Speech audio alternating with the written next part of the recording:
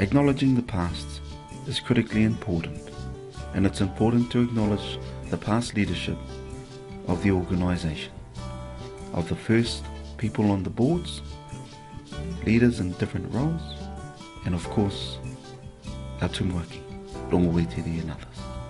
I started in 1999 and I was very, very fortunate to meet and work with Dr. Rongowetere. I learnt flexibility, I learnt a lot about making decisions based on a whole array of things rather than just what you can see. And so it taught me about using instinct. Rongowetere asked me if I would join him and help him put a bit of a committee together, and we were going to look after some of the boys at the Te Wānanga College. And Ronga was a good businessman, and he ran it along on business lines. Well, you've only got to look at what we've got in the way of buildings and things, and we did this all out of nothing. We borrowed the money to get started here, and so, you know, we've had, it was never very easy, and we never got any money from the government, only we got our EFTS funding for teaching. We got 5/8 of an EFT. Personally, in my eyes, we're one of the greatest movers in education in New Zealand. You relied on his word. When he said something will happen, he made it happen.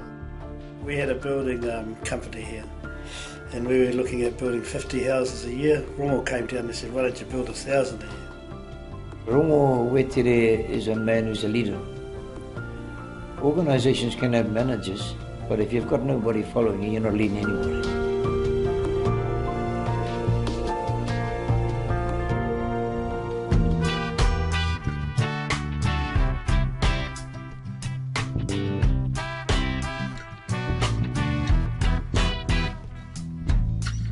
A critical part of the leadership requirements at Te Wānanga or Aotearoa were entrenched in me and my colleagues by many of the founders, including Dr. Rongowetere, Uncle Rewi Panapa and Auntie Ma, Boy Mangu, Joe Errol,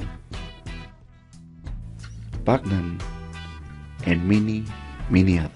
The people of Te Wānanga Aotearoa today would like to acknowledge and honour the Waipa Kōkiri, Aotearoa Institute, Ngāti Maniapoto, all whānau and families, staff, students, community members who supported our movement between 1983 to 2004.